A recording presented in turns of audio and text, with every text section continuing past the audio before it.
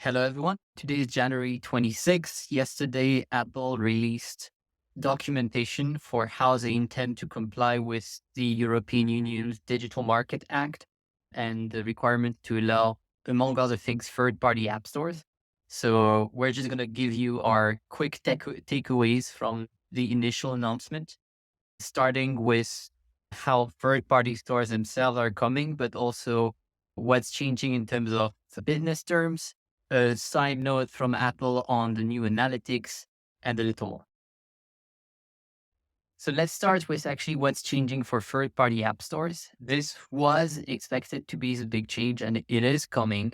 Apple, as of iOS 17.4, will actually allow for third-party app stores to be downloaded on iPhones. However, it will be only in EU countries. So that's already a big takeaway to have.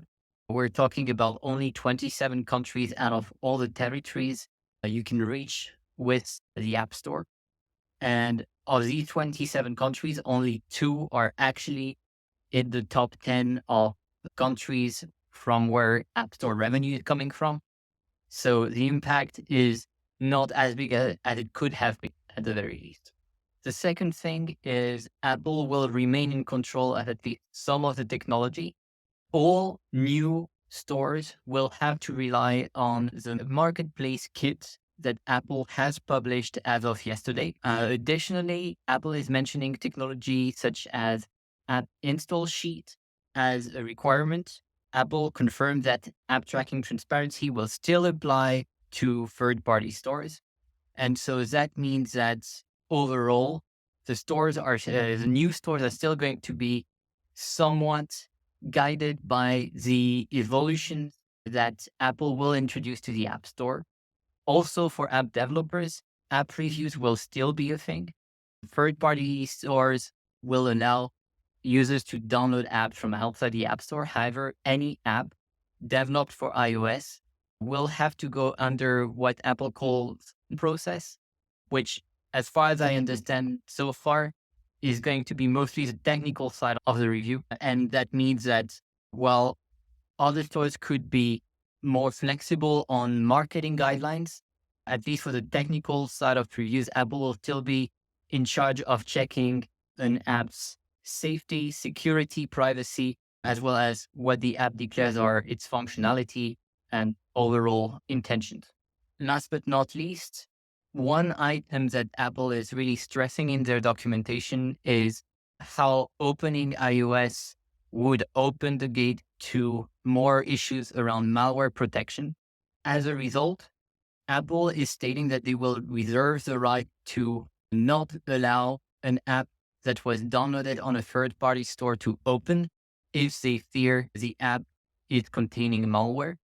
What I think it means mostly for developers who will go and explore distributing their apps through third-party stores is that they will have to be extremely cautious as to which SDKs they onboard in their apps, as this will be a key function to keep an eye on to make sure that your apps are not prevented from opening after a download.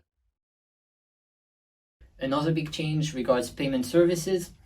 Basically, Apple is allowing other payment services to be used on iOS in accordance with the requirements from the EU Commission.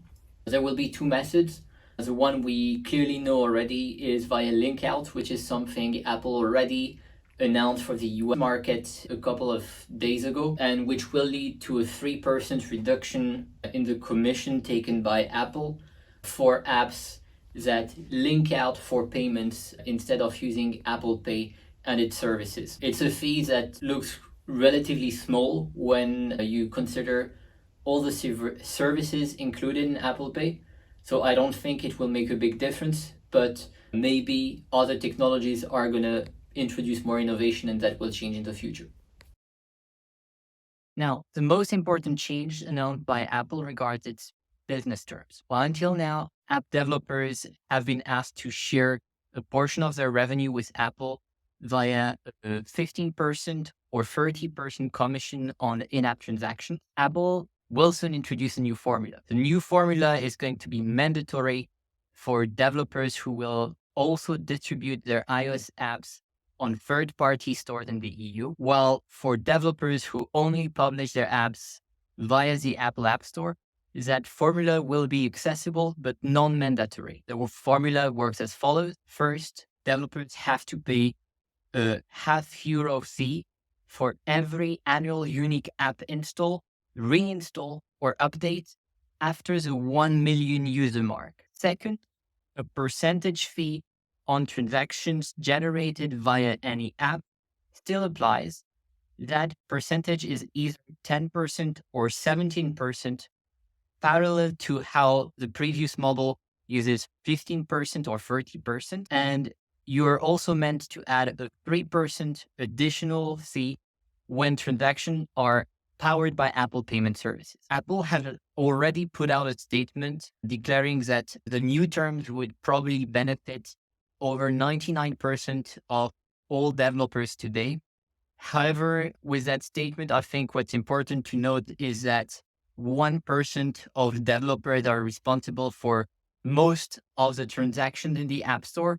Therefore, it's not likely that Apple will suffer any consequences from the change. And more importantly, what the new terms are actually doing is rewarding apps that have very high retention rate, very good monetization, which means that depending on your app's current performances, but also the growth perspectives of your app, it's quite likely that the existing terms would still benefit a lot of apps when you look at the long-term perspectives.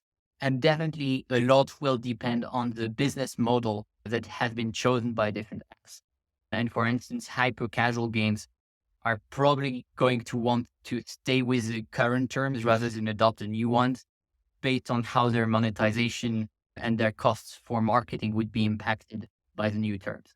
So if we recap what we've learned at this stage, basically, we know that Apple is going to keep control on the technology of iOS, although it's opening the opportunity to build third-party app stores.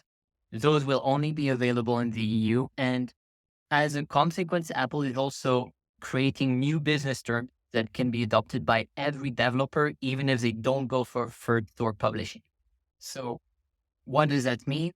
Basically, in my opinion, it means that Apple is still going to have the best app store available, at least in the short-term future.